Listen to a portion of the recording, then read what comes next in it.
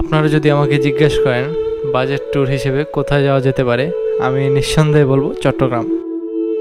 আপনারা যদি নদী, নালা, খাল, বিল, পাহাড়, পর্বতের অনুভূতিটা একটা ট্যুরেই কভার করতে চান, আমি বলবো চট্টগ্রাম।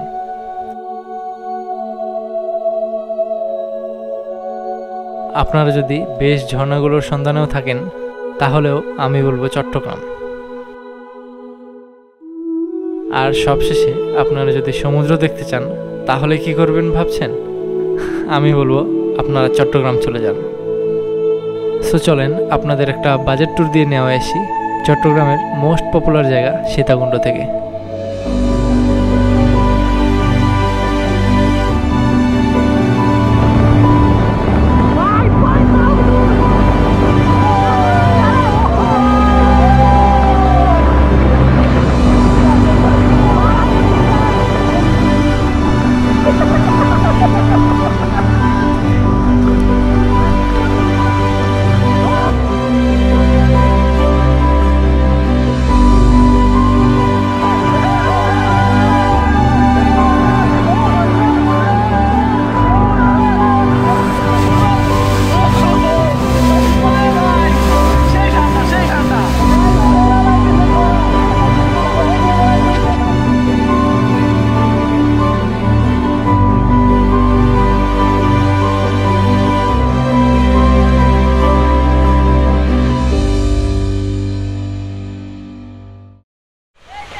এখন আছে সীতাকুণ্ডতে প্রচুর বৃষ্টি পড়তেছে।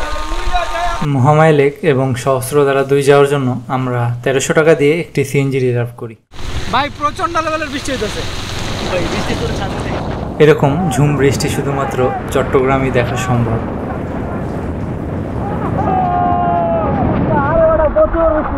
সো গাইস, মাঝপথে আমাদের সিএনজিতে একটু ত্রুটি হয়েছে, যার কারণে আমরা নামছি। কাকা, প্রবলেম কি হয়েছে? প্রবলেম পানি লাগছে। আচ্ছা, পানি লাগছে না? প্রবলেম না, সমস্যা নেই। কতক্ষণ লাগবে ঠিক হইতে? সমস্যা নেই, এখন ঠিক হয়ে যাবে। আচ্ছা, এখনই ঠিক হয়ে যাবে, নো প্রবলেম, চিন্তার দোষ নেই। এই যে এই বান্দাটা রাসেল ভাইবারের ভয়ে চট্টগ্রাম আসতে না করছিল। এই আসা যাবে না তো কি রাসেল ভাইবারের ভয় পাস? হ্যাঁ, তোর জীবনে কত ভাইবার ছিল তোর?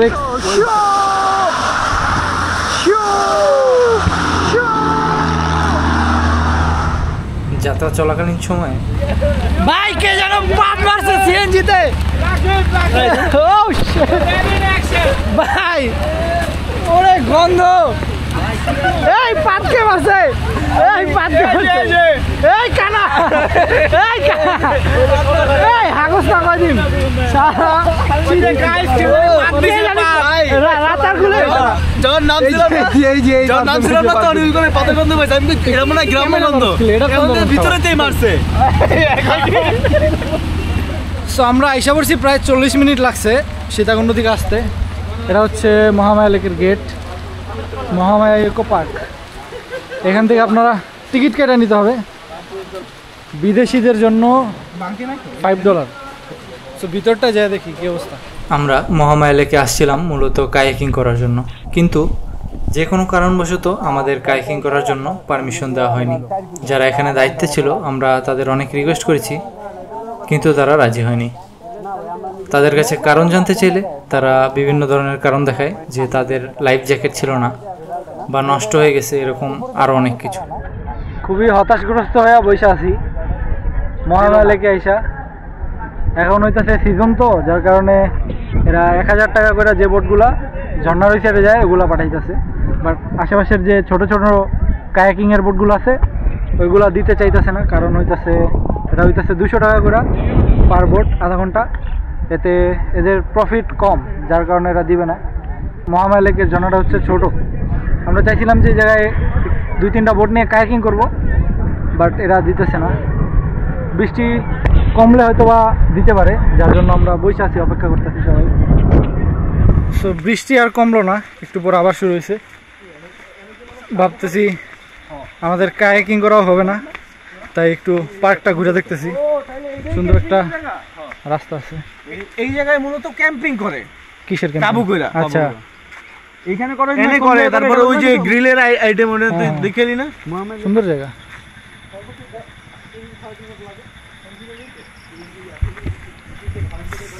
ভাই সবচাইতে কষ্ট লাগতেছে আমি এই যে এই জিনিসটা উড়াইতে পারতেছি না, এই জিনিসটা যে নিয়ে এসছি এই জিনিসটা ব্যাগের মধ্যেই আছে, জাস্ট উপরে ভিজতেছে। মালটা এখনো বের করতে পারি নাই। মালটাকে বের করা যাবে না বৃষ্টির ভিতরে। মালটার প্রথম ট্যুর এটা আমাদের সাথে, কিন্তু বের হইতে পারতেছে না, বৃষ্টি শেষ হচ্ছে না। কেউ হয়তো বা এই জায়গায় রান্না বাড়া করছিল, দেখেই বোঝা যাইতেছে।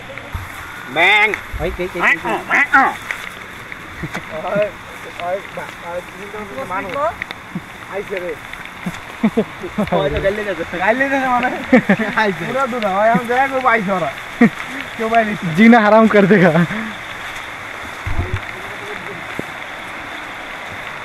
ভাই আবার বৃষ্টি শুরু হয়েছে। তো যেটা ভাবছিলাম ওইটাই, আপনারা চাইলে এখানে তাঁবু টানে ক্যাম্পিং করতে পারবেন। এই যে দেখেন তাঁবু, এখানে কাঠ টাট সব আছে, রান্না বাড়ার ব্যবস্থা আছে। আপনারা হয়তো কারোর সাথে এদিকে স্থানীয় যারা আছে কথা বললে আপনারা এই জায়গায় ক্যাম্পিং করতে পারবেন। খুবই সুন্দর একটা বৃষ্টি পড়তেছে, আসলে আমরা না নাইমা থাকতে পারতেছি না, যার কারণে একটু চেঞ্জ করে নিতেছি। তো দেখা হইতেছে বাইরে।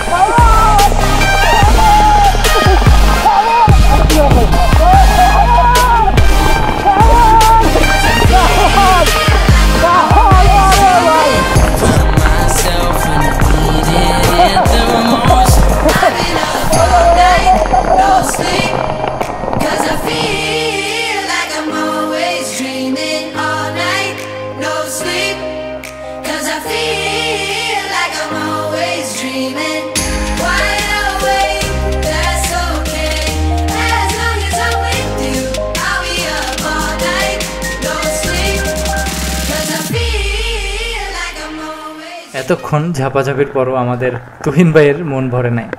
উনি সামনের মহামায়া লেকে গিয়ে দিল ঝাঁপ। ভরে আর কি, আমরাও তার দেখা দেখি ঝাঁপ দিয়ে দিলাম। তো গেছে অনেক মজা করলাম মহামায়া লেকের মধ্যে। এখন প্রায় 12টার মতো বাজতেছে, সবাই একটু টায়ার্ড হয়ে গেছি। সময় চলে এসেছে মহামায়া লেককে বিদায় দেওয়ার। আপনারা যারা জানেন না, মহামায়া লেক চট্টগ্রাম মিশরাই উপজেলার দুর্গাপুর ইউনিয়নে অবস্থিত বাংলাদেশের দ্বিতীয় বৃহত্তম কৃত্রিম হ্রদ। কাপ্তাই হ্রদের পর এটি বাংলাদেশের দ্বিতীয় বৃহত্তম হ্রদ। ভ্রমণ পিপাসুদের বাকেট লিস্টে এই মহামায়া লেক যেন সবসময় থাকে। আপনারা চাইলে এখানে একদিনের ট্যুর প্ল্যান করেই চলে আসতে পারেন।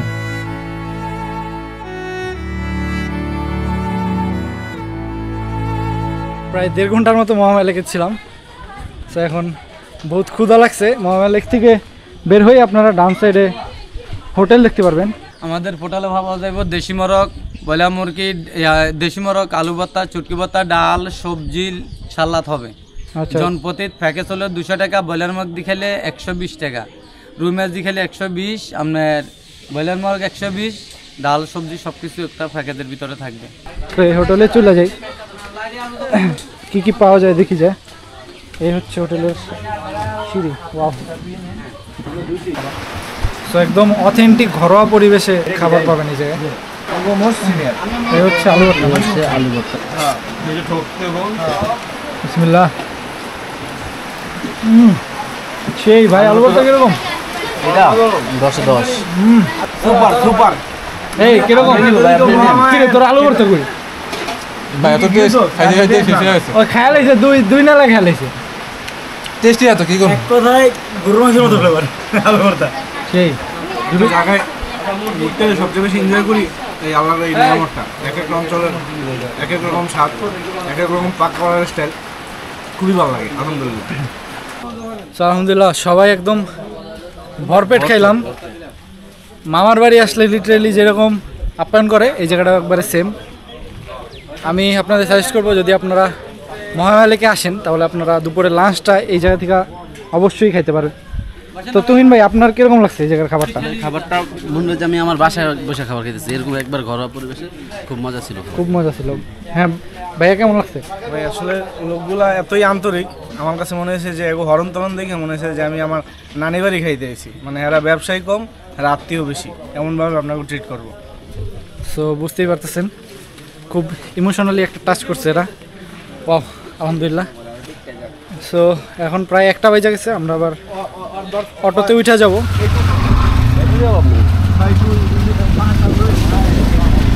মহামায়া লেক থেকে সহস্রধারা 2 আসতে প্রায় আমাদের লেগেছে আধা ঘন্টা। সো পিছনে একটা বড় সিঁড়ি দেখতে পারতেছেন, এই সিঁড়ি থেকে উঠেই সোজা দেখবেন, যদি আপনারা সিজনে আসেন তাহলে দেখবেন যে পানি পুরো ভরপুর আছে, বাট নন সিজনে আসলে আপনাদের এই সামনের পথটুকু হয়তো বা হাইটা যেতে হোক, তখন আরও প্যারা। তো 500 টাকা আমাদের লাগছে, আমরা 6 জন যেহেতু। এই 60 টাকা হচ্ছে বোট ভাড়া আর 20 টাকা হচ্ছে এন্ট্রি ফি। সো এখানে মূলত বোটম্যান আছে একজনই, তো উনি এক দলকে নিয়ে যায়, তো এখান থেকে আবার আরেক দলকে নিয়ে আসে। তো ওই নিয়ে আসার পরপরই এখানে যারা সিরিয়াল দিয়ে থাকে তারা আবার যেতে পারে, তো এই কারণে একটু লেট হইতেছে। সামনে পানির স্রোতের অনেক জোরে আওয়াজ আসতেছে, বুঝতেছি না সামনে কি। ও ওয়াও ওয়াও ভাই, এটা কি? এটা তো আগে দেখি নাই।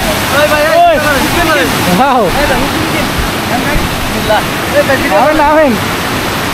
সো ভাই আমিও নাইমা যাই, আমি আর উপরে থাকতে পারতেছি না। শাকালাকা,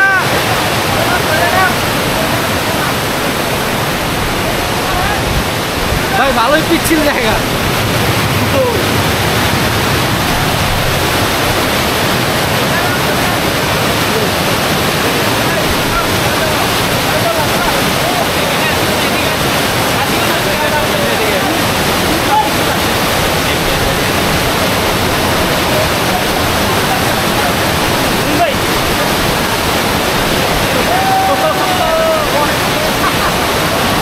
ভাই দেখতে যতটা সুন্দর তেমনই রিস্কি জায়গা, প্রচণ্ড স্রোত, পা আসলে রাখা যায় না এখানে। সহস্রধারা 2 এসে এরকম একটি সুন্দর জায়গা আমরা দেখব, এটা কখনো কল্পনা করিনি। প্রায় অনেকক্ষণ ওয়েট করার পর অ্যাটলিস্ট আইসা পড়ছে বোট। বাবারে বাবা, এক বোটে কজন থাকে? 1 2 3 4 5 6 7 8 9 10 11 12 13 14 15 16 17 18 19 20 21 22 23 24 25 26 27 28 অনেকজন। আহেন ভাই আহেন, হাত দেন হাত দেন, এদিকে হাত দেন।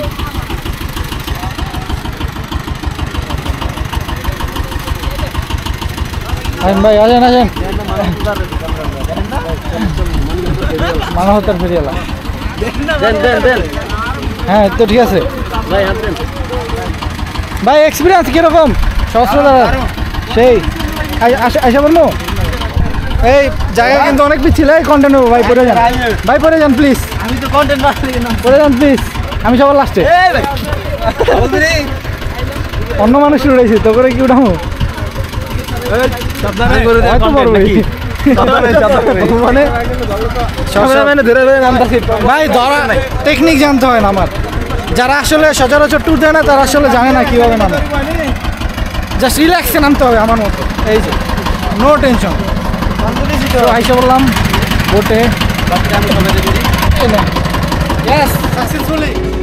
চারিদিকে উঁচু পাথরের পাহাড়, আর মাঝখানে সহস্রধারা ঝর্ণা থেকে গড়িয়ে আসা জল দিয়েই এই লেকটির সৃষ্টি। আর আজকের এই মেঘাচ্ছন্ন আকাশ হওয়াতে এই লেক যেন অন্যরকম রূপ ধারণ করেছে। আশ্চর্যজনক বিষয়, শীতের সময় এখানে কিন্তু এই লেকটি থাকে না, সব পানি শুকিয়ে যায় আর এটা জাস্ট একটা ঝিরিপথে পরিণত হয়। আপনারা যারা বর্ষার সময় আসবেন তারা এই অপরূপ লেকটির সৌন্দর্য নৌকায় করে উপভোগ করতে পারবেন।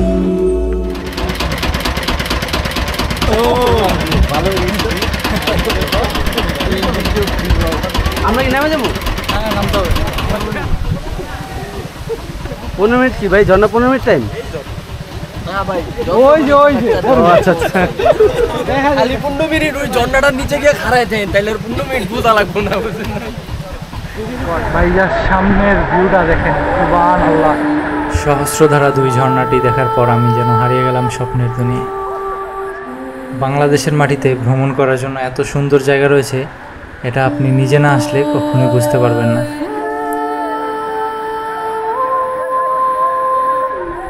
প্রায় 100-150 ফুট উপর থেকে গড়িয়ে আসা জল আপনার সব ধরনের দুশ্চিন্তা যেন ভাসিয়ে নিয়ে যাবে তার সাথে।